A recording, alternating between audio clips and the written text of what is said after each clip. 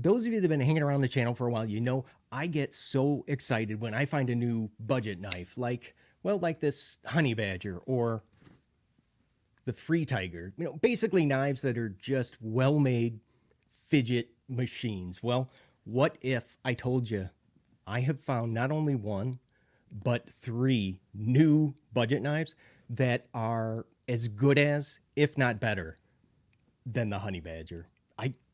I can't wait till you see the action on these knives.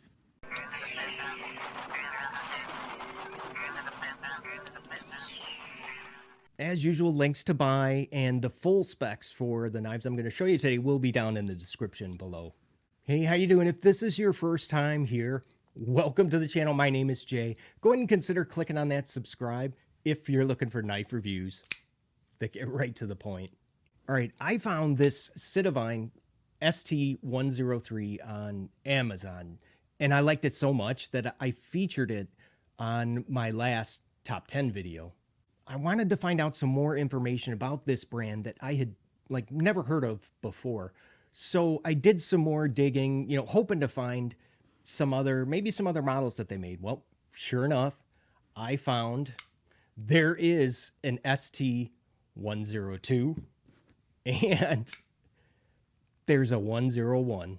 And then just so you're clear, up on top, this is the 101, 102. Then on the bottom is the 103. And there's just 2 different blade shapes going on. So 2 drop points on top and then a good looking Warncliffe down on the bottom. But they also, of course, they have some similar design features. And just to name a couple, like they all have contoured scales and satin D2 blades. And they even they all have the one flipper deployment method.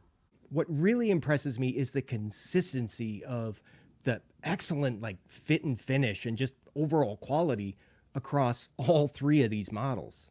Speaking of those handles, they're all very comfortable, and I was really surprised to see that there's no sharp edges anywhere, and you can see I have a medium-sized hand and I can fit all of my fingers on here, no problem. So, if you have a little bit larger hands than mine, these should work out okay.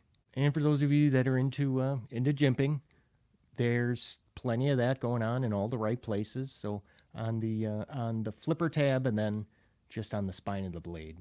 I brought you in about as close as I possibly can while keeping this still in focus because you have to see the edges of these blades. They're just about perfect.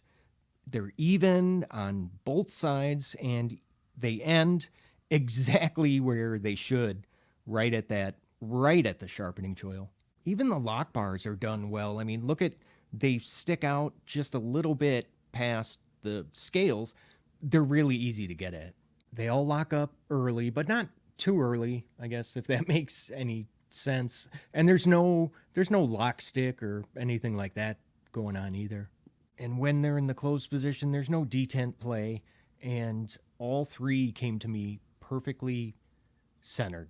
I mean, what are the chances of that? I thought at least, 1 would have to be adjusted, but no, they're all good to go. The drop shut action is just so good here on all 3 of these knives that after flipping them open a couple times, I'll stop and check the pivot because it has to be loose, right? All right, here's the full frontal 101.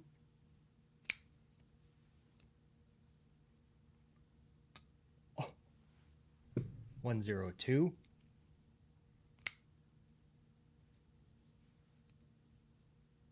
Oh, I barely got my thumb out of the way. Did you see that? 103.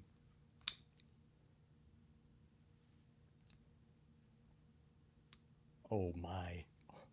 And the detents, they must all be just dialed in perfectly because upside down, I'm not able to, I can't shake the blade loose, and they are darn near impossible for me to fail on the opening. Actually, I can't do it with this one. Let me try. Nope. What also helps with that, though, is notice the angle of that flipper tab. You see how it's like towards the top of the pivot screw?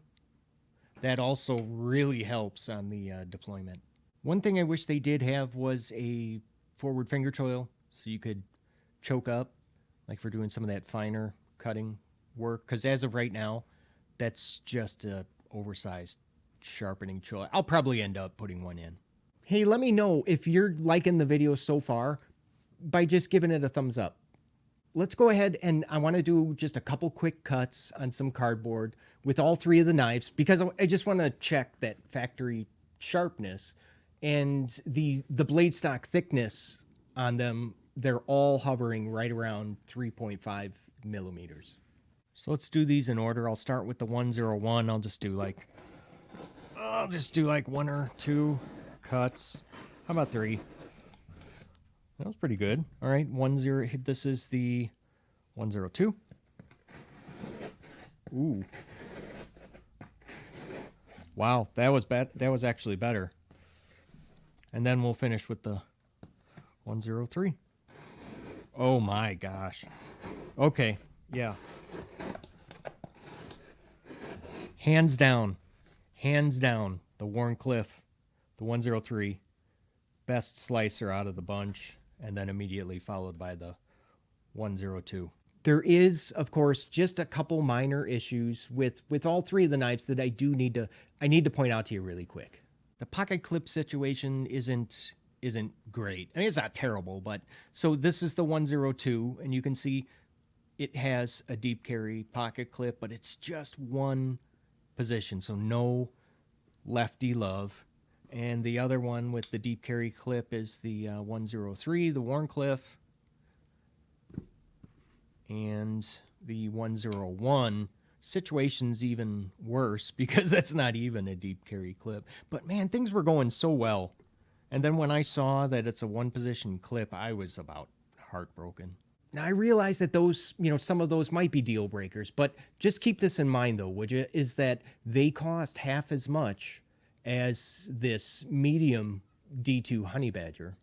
If you ever bought a Tangram knife before, do you remember that little rag that they used to include with their knives? I always used to just get a kick out of how small and cute they were. Well, this company has them beat. They get the award for including the smallest and thinnest polishing rag that I've ever seen. I mean, this is like gauze or cheesecloth.